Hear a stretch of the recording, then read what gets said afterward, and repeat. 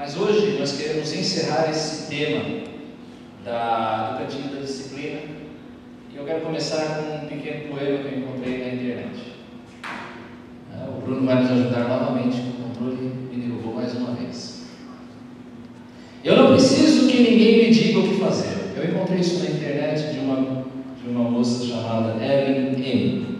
Eu não preciso que ninguém me diga o que fazer ou o que falar. Eu não preciso que ninguém me diga como agir e me diga vá em frente. Eu só preciso que me apoiem e estejam comigo quando eu mais precisar. A maioria das pessoas, e nós inclusive, desejamos justamente isso. Nós desejamos alguém que nos apoie, que nos dê suporte, até mesmo quando nós estamos errados. Nós desejamos aquelas pessoas que nos deem os tapinhas nas costas, mesmo quando o nosso caminho não é o caminho que deveria ser. Uma pessoa que fica em silêncio enquanto nós fazemos tudo aquilo que nos dê na telha. Mas será que isso é verdadeiramente amizade? Será que isso é real amizade e amor? Será que existe valor numa postura do estilo vale tudo? É o que nós queremos meditar nessa noite, nessa última mensagem da série, em cima do texto de Provérbios, capítulo 5, versos 22 e 23, nós vamos ler na Nova Versão Internacional. Eu convido você a ler junto comigo. Vamos juntos? As maldades do ímpio o prendem, ele se torna prisioneiro das cordas do seu pecado, certamente morrerá por falta de disciplina, andará trabalhando por causa da sua insensatez. O livro de Provérbios, você pode passar 2 vezes aí, viu? O livro de Provérbios, ele tem um objetivo. O objetivo do livro de Provérbios é prover sabedoria para uma vida abençoada. Você quer ter uma vida abençoada? Olhe para o livro de Provérbios. Provérbios nos ensina como nós podemos fazer, o que nós podemos fazer, como nós podemos agir para viver bem. Não existe livro de autoajuda melhor do que Provérbios. Você pode procurar nas prateleiras das livrarias, você vai encontrar muitos livros de autoajuda, mas nenhum deles é tão bom quanto esse livro escrito pelo rei Salomão e por alguns outros autores que nós não conhecemos. O que é preciso para viver bem? Salomão vai dizer que para que você viva bem, é preciso temer ao Senhor. É preciso viver uma vida perante a face de Deus. É viver uma vida enraizada no conhecimento pessoal do Deus que se revela. Quando você vive uma vida em comunhão com Deus, uma vida de relacionamento com Deus, segundo a palavra dele, segundo a revelação que ele faz de si mesmo, tudo indica que você viverá bem. É claro, não existe aqui resposta automática. A chuva vem sobre o justo e sobre o injusto. No entanto, geralmente, a via de regra é, quando você vive segundo a vontade de Deus, tudo irá bem para você. É isso que aponta o livro de Provérbios. Ele vai mostrar uma conclusão prática. E a conclusão prática do livro de Provérbios é: o bem gera vida, o mal gera morte, o bem gera prosperidade, o mal gera pobreza, gera escassez, o bem gera saúde, o mal vai gerar doença, o bem gera salvação, o mal vai gerar perdição. E como você se desviar da perdição é um contexto-chave desse livro. Como é que você se desvia do caminho da perdição? É uma das chaves desse livro. A passagem específica aqui que nós estamos meditando no capítulo 5, ela nos exorta a que nós nos desviemos da perdição que o adultério traz. O capítulo é um capítulo específico a respeito do adultério. O caminho do adultério, mostra esse capítulo, ele leva à ruína, ele leva à destruição. Na verdade, todo adultério, e aqui eu coloco entre aspas, explico por quê, todo adultério leva à morte. O pecado, queridos, e por isso eu coloquei entre aspas, é um adultério espiritual. Principalmente para nós que tememos o Senhor, que conhecemos o Senhor Jesus Cristo, que fomos resgatados por Ele, o pecado ele é uma traição contra o nosso Deus, o Deus que nos ama tão profundamente que, para termos ao seu lado, nos dá o seu Filho Jesus Cristo. O pecado, então, ele é adultério espiritual. E como todo adultério, o pecado leva o homem também à perdição. Mas o intuito de Deus, o intuito do nosso Senhor, não é que o homem se perda. Não é que o homem seja destruído. Não é que o homem caminhe para a ruína.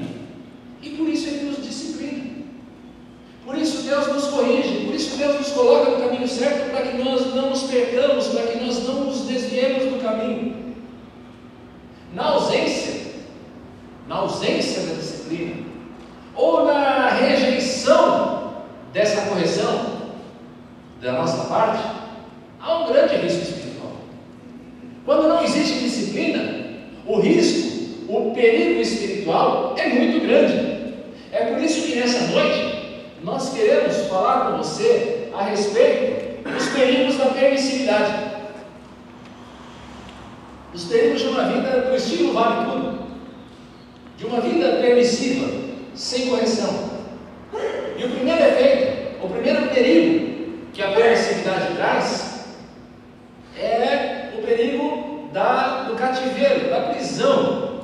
Você vê isso no verso 22 do nosso texto. Há um fato inegável na Escritura: o pecado, ele nos torna cativos.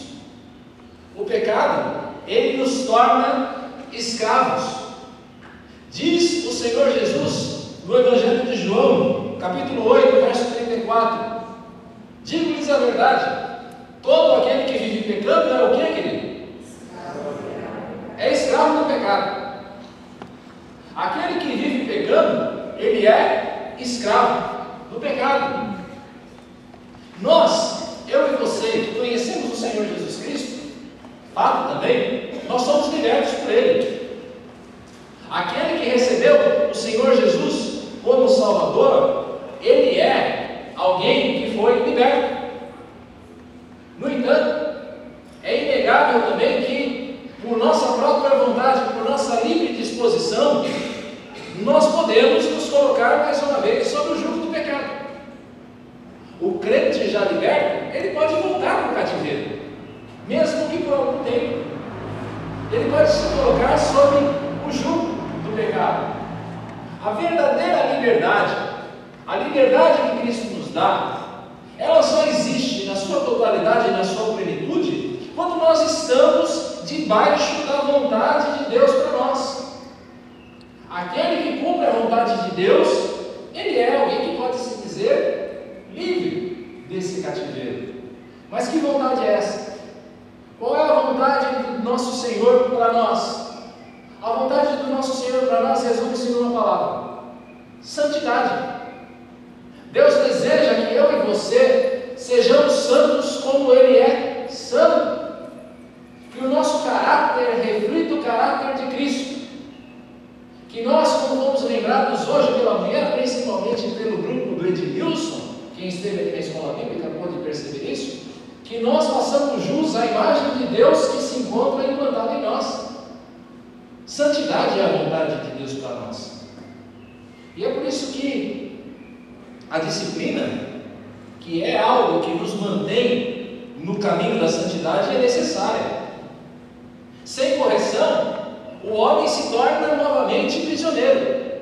Sem a disciplina, o homem de Deus, a mulher de Deus, pode se tornar novamente um prisioneiro. Nós queremos mostrar essa verdade, que o cativeiro do pecado é o risco da permissividade. Você se tornar cativo novamente é um risco da permissividade. O povo de Israel, você vai se lembrar disso, ele esteve cativo no Egito durante 400 anos. 400 anos. E Deus o libertou com mão forte, da mesma maneira como libertou você, por meio de Jesus Cristo. Então o Senhor o inseriu numa terra que manava leite e mel, deu-lhe tudo de bom, só que esse povo adulterou, esse povo se colocou novamente numa situação de cativeiro espiritual, ele se rendeu à idolatria dos povos em volta, e Deus então enviou profetas. Os profetas avisaram esse povo, mas o povo não quis dar ouvidos aos profetas. O povo matou aqueles que o Senhor enviou, e qual foi o resultado disso? Aquele povo que antes estava liberto, ele voltou a ser cativo, por meio dos babilônios. A falta de disciplina, a rejeição da disciplina, pode gerar, novamente, cativeiro nas mãos do pecado. Pense também na pessoa que está no tratamento contra as drogas. Ele vive aquela situação de vício. Então um dia a pessoa resolve sair, ela resolve abandonar o vício, Deus toca no coração dela, ela quer se libertar, então ela muda os seus hábitos, ela procura ajuda nos alcoólicos anônimos, nos narcóticos anônimos, seja qual for a sua compulsão, a sua adição, e tudo parece estar indo muito bem. Mas então a família começa a perceber que o comportamento, que a pessoa começa a regredir, ela começa a voltar às velhas amizades, aos velhos relacionamentos, ela começa novamente a frequentar os lugares que ela frequentava no tempo do vício. Então as pessoas dizem aos familiares: cuidado querida, porque há um risco nisso, mas a pessoa não quer ouvir. Resultado: o vício volta, o cativeiro na droga volta. E como nós somos lembrados pelo Dr. Luiz Magno, delegado da Polícia Civil, que esteve aqui conosco em certa ocasião, eu guardei essa ilustração porque ela é muito boa para falar a respeito desse assunto. Quando a pessoa deixa o vício da droga, quando ela está no vício da droga, é como se ela tivesse uma vela. Ela acende a vela e a vela vai queimando, o vício vai queimando a vida da pessoa. Então ela resolve parar. É como se a vela estivesse apagada. A pessoa apagou essa vela, o vício parou de agir. Só que se ela retorna, o que acontece? A vela volta ao seu ponto inicial? De maneira nenhuma. Ela volta ao mesmo nível de cativeiro que ela estava antes. O pecado, a falta de disciplina, o não dar ouvidos à correção, pode nos lançar novamente no cativeiro. O pecado, queridos, ele deseja nos arrastar amarrados de volta. Ele deseja nos algemar e nos levar amarrados de volta para o abismo da culpa. Você se lembra como você era antes de conhecer o Senhor Jesus Cristo? O quanto o seu pecado pesava na sua mente? A culpa pelas coisas erradas que você fez, pelas vezes que você ofendeu ao Senhor, você se lembra disso? Pois é, quando você se coloca resistente à disciplina do Senhor, à correção do Senhor, você está se sujeitando a voltar para aquele abismo.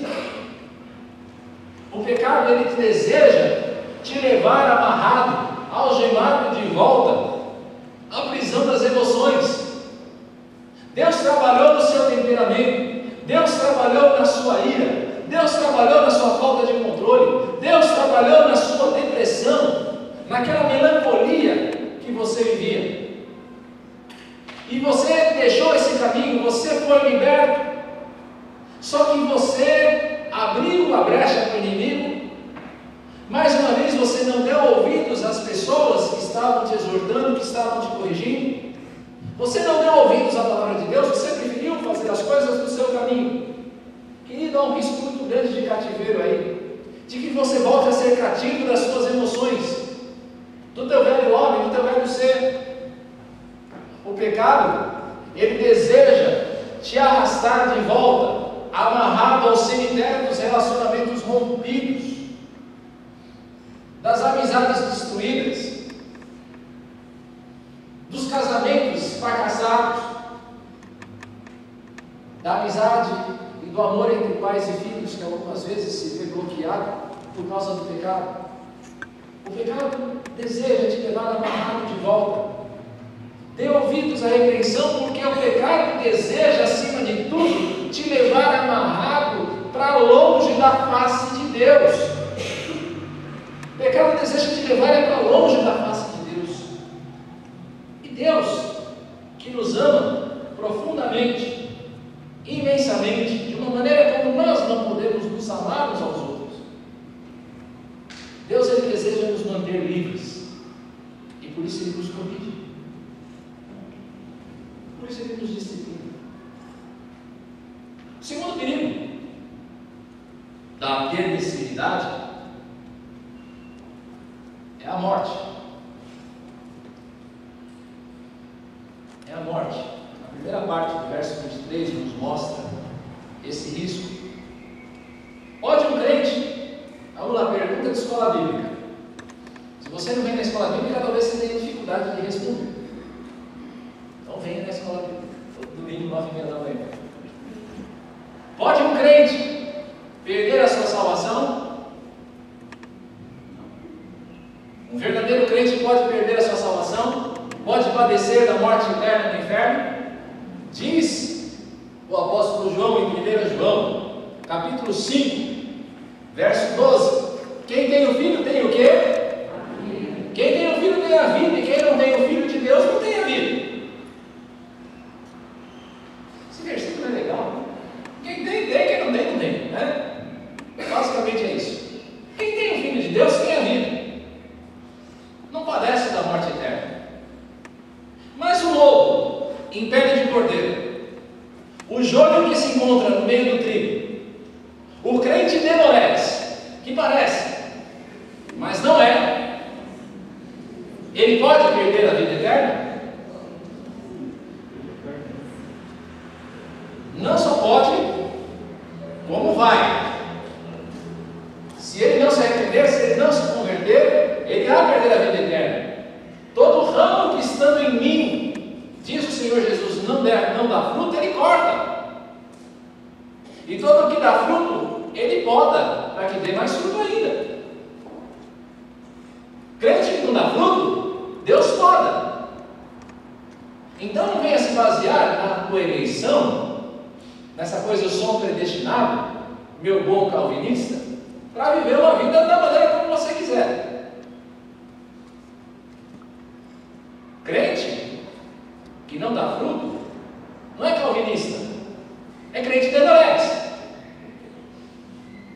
Parece calvinista, parece cristão, mas não é. O crente, ele não pode viver pecando. Crente não pode viver pecando. Eu não estou dizendo aqui que o crente não pode pecar. Algumas vezes vai acontecer, mas viver pecando insistentemente, o crente não pode. O crente que vive pecando, aquele que vive em pecado, ainda não conheceu a Cristo. Quem conheceu a Cristo não vive pecando.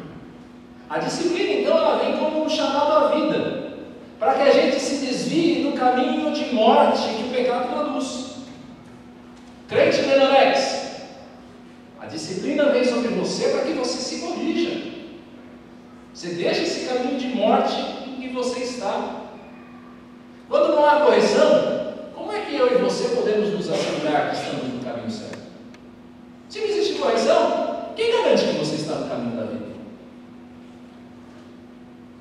Então, queridos, a morte eterna é um dos riscos da permissividade.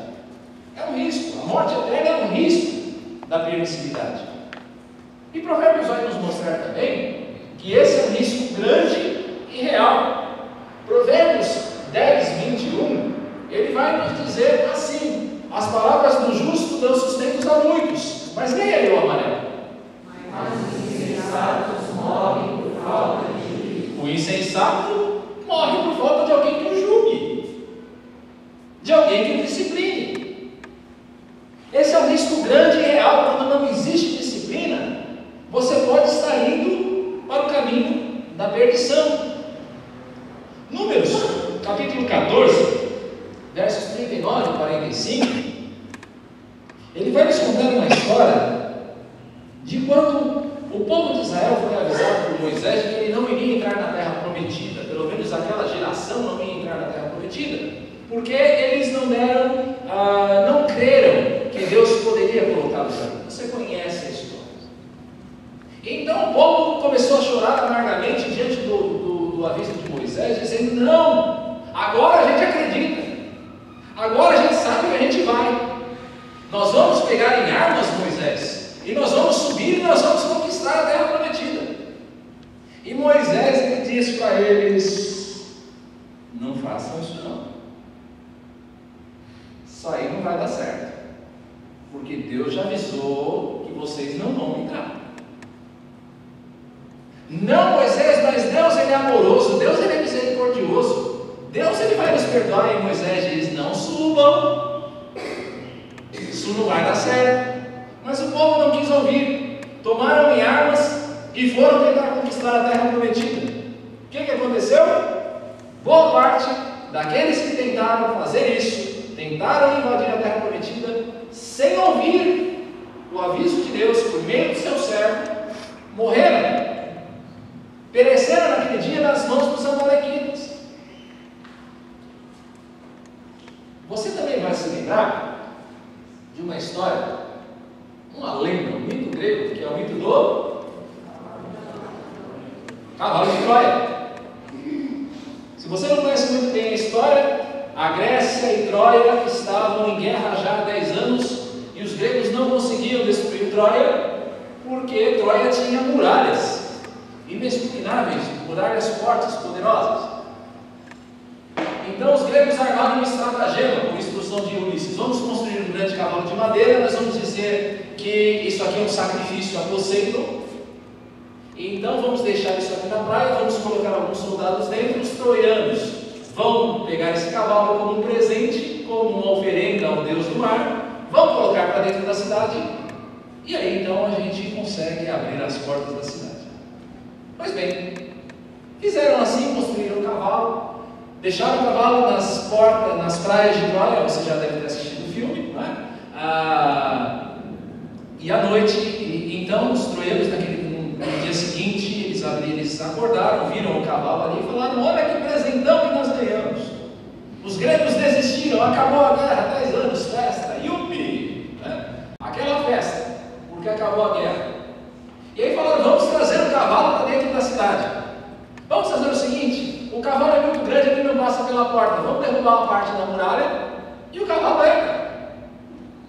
E nisso, 2 sacerdotes de Apolo, contam a lenda do deus Apolo, chamados Glauconte e Cassandra, eles avisaram: olha, isso aí não vai dar certo. Aí tem. Como é que os caras passam 10 anos aqui e assim, de um dia para o outro resolvem que vão embora? Não vai dar certo. Mas os troianos: não vai dar certo. E ainda para piorar, a deusa Atena, que é a deusa grega da sabedoria, que estava apoiando a causa dos gregos, ela envia serpentes e as serpentes devoram tanto lá o monte quanto Cassandra. E aí o povo de Troia diz: então é isso mesmo, velho. Está vendo? Eles não acreditaram. E aí o resto da história você conhece. Por que eu estou contando essa história? Porque algumas vezes a gente faz como os troianos. Nós abrimos as portas da nossa vida para que a morte entre. A gente abre as portas da nossa vida, da nossa casa, da nossa vida com Deus, para que a morte entre. Nós temos que responder a pergunta que o profeta Ezequiel faz no capítulo 18, verso 31 da sua profecia. Ele diz assim: livrem-se de todos os males que vocês cometeram e busquem um coração novo e um espírito novo. E a pergunta é: por que deveriam morrer, ó nação de Israel? Por que é que você deve morrer? O que é que parece mais amargo para você? Seja bem sincero consigo mesmo diante de Deus: o que parece mais amargo para você? É ouvir a correção? É ouvir a disciplina? Ou é perecer? É melhor obedecer aquilo que Deus diz, por meio da sua palavra, por meio dos seus irmãos, da liderança da igreja?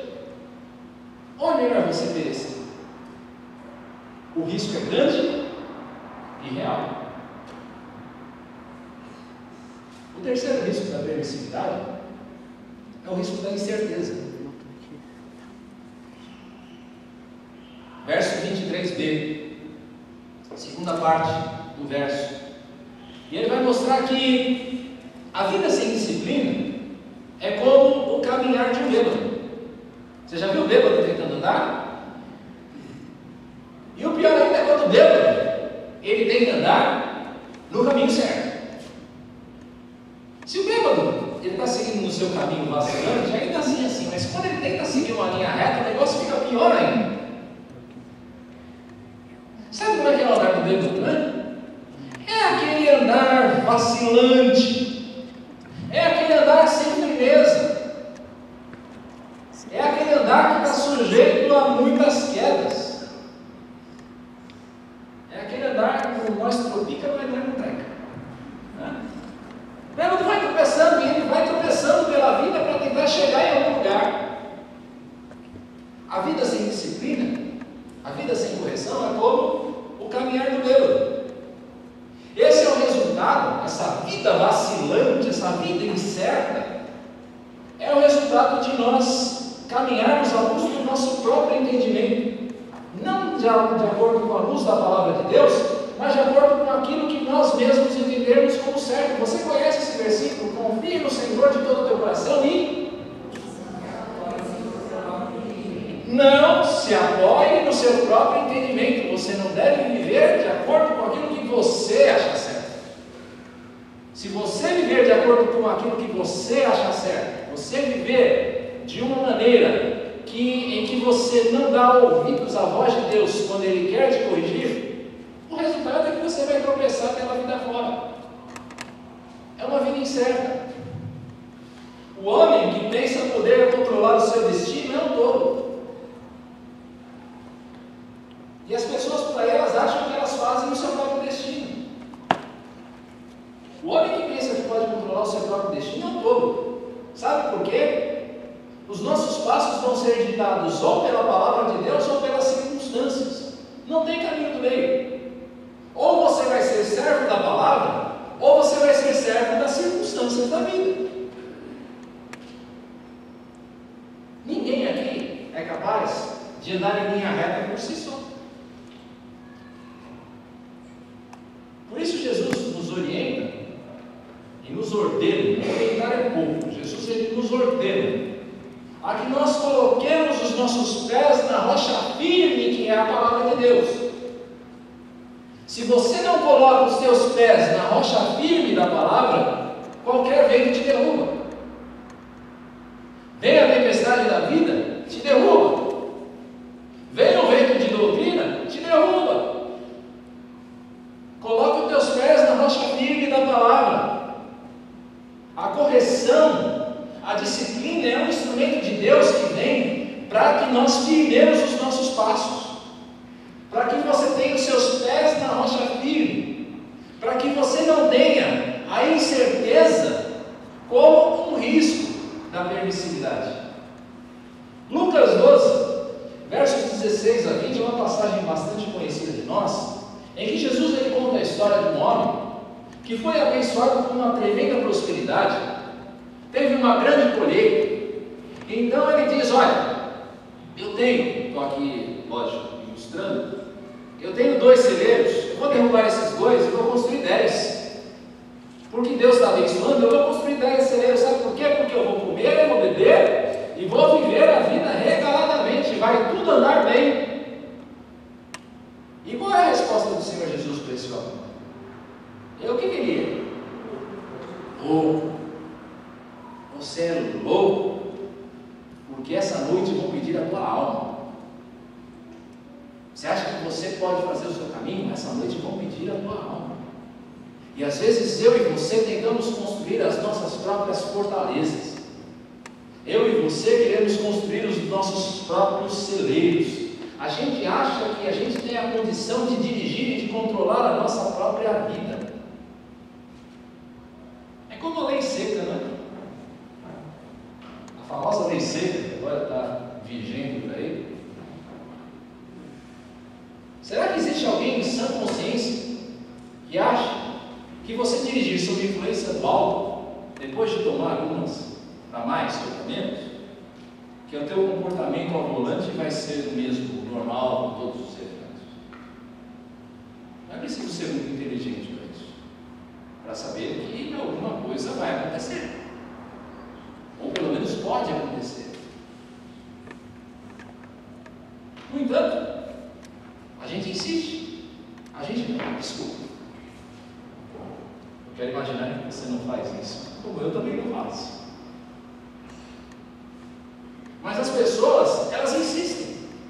Elas acham que elas podem se embriagar, pegar o volante e sair dirigindo por aí. E nós, na nossa polícia, achamos também que nós podemos dirigir a nossa própria vida. A gente se embriaga no nosso próprio prazer, na nossa própria vontade, a gente quer fazer as coisas da maneira como nós queremos fazer. E depois a gente acha que a gente pode dirigir a vida como a gente quer. Querido, entra no bafômetro de Deus. E para falar um pouco de igreja, porque disciplina tem a ver também com a nossa vida como igreja, a gente tem que se lembrar de Jesus na grande comissão de Mateus 28, mais especificamente no verso 20, que ele diz: olha, vocês vão, façam discípulos, batizem os discípulos e ide, fazer discípulos, batizando-os em nome do Pai, do Filho e do Espírito Santo, e o que mais?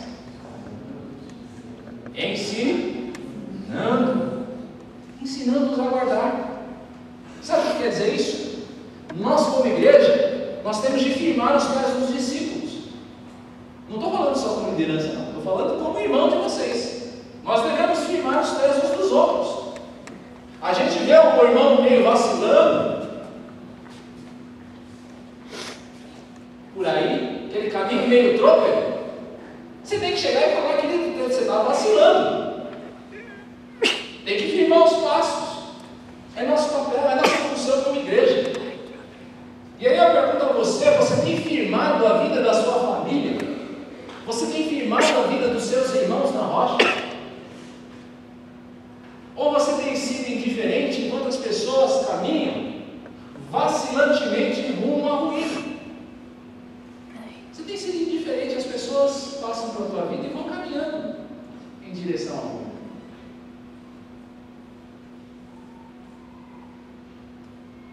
Você entende o quanto a permissividade pode ser perigosa?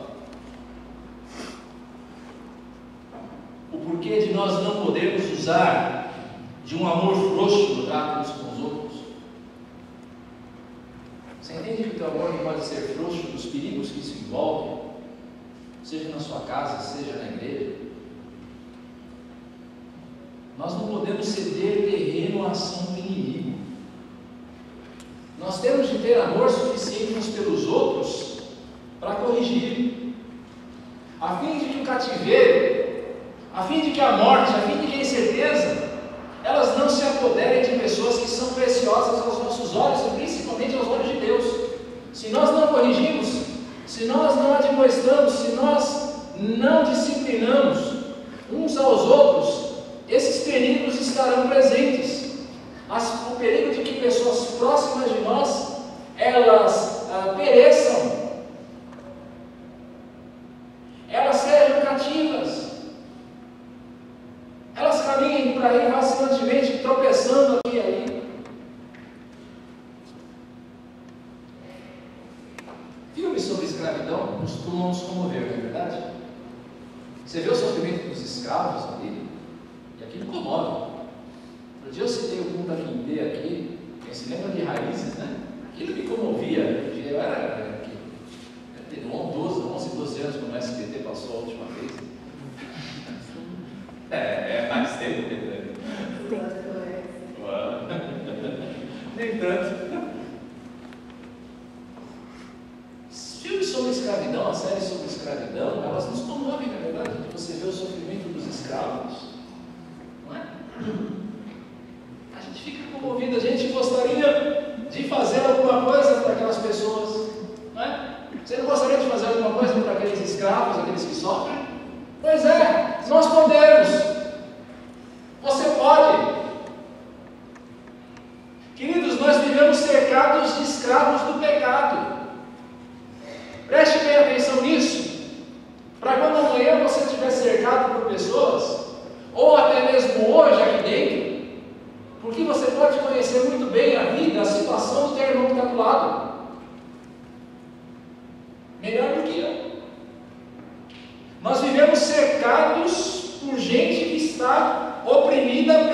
jugo da iniquidade.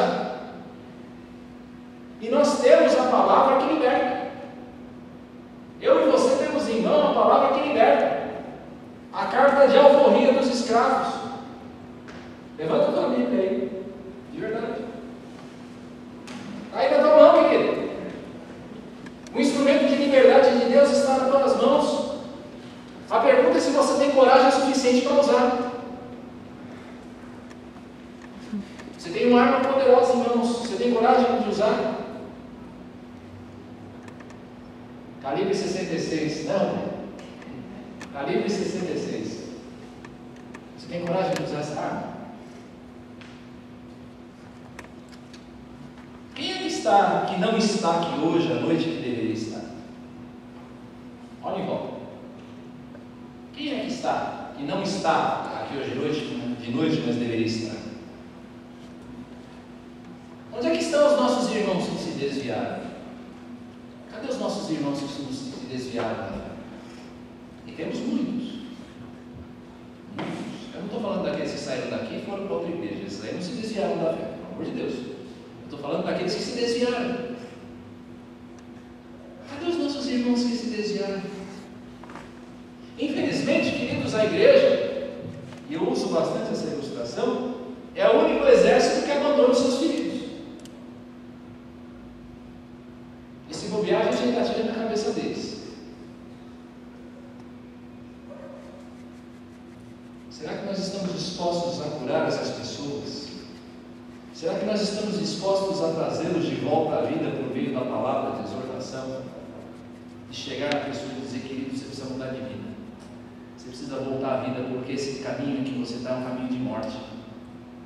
Será que nós temos essa ousadia de buscar aquele que pereceu, aquele que está ferido no combate? A gente ri do crente Raimundo, não é verdade? Sabe o que é o crente Raimundo? O que é o crente Raimundo? Fala lá, Ana. Um pé na igreja, um pé no mundo, né? A gente vê essa ilustração, o crente Raimundo. A gente ri do crente Raimundo. E aí a nossa maneira de tratar o crente Raimundo é aquele estilo Bamerindos. Você se lembra da propaganda do Bamerindos? Hoje eu estou me entregando hoje aqui. Lembra? Que apareceu o gordinho de barba. Esse Bamerindos, né?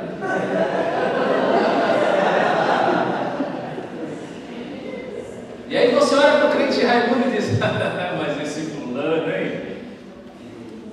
O nosso trato com o crente Raimundo é esse trato com o Bamerindos. A gente ri dele. Nós não percebemos a nossa própria insensibilidade. A gente não percebe a nossa displicência em tratar do joelho trôpego. Será que não está na hora de a gente parar de rir? Não está na hora da gente parar de rir e começar a trazer uma palavra ao mesmo tempo amorosa e firme que pode tornar o crente fraco num herói da fé? Para de rir, querido crente Raimundo. Comece a se importar com ele, a trazer a palavra de exortação para afirmar esse joelho trôpego, para que ele ponha os dois pés no reino e não na igreja do mundo. Nosso Deus nos leve mais vezes ao caminho da disciplina, ao cantinho da disciplina. Que Deus nos leve mais vezes ao cantinho da disciplina. Porque é melhor ser tratado por aquele que nos ama infinitamente que tropeçar pela vida fora, enquanto nós caminhamos rumo à perdição. Vamos ser sábios o suficiente para ouvir a voz do Senhor que nos chama novamente ao Senhor.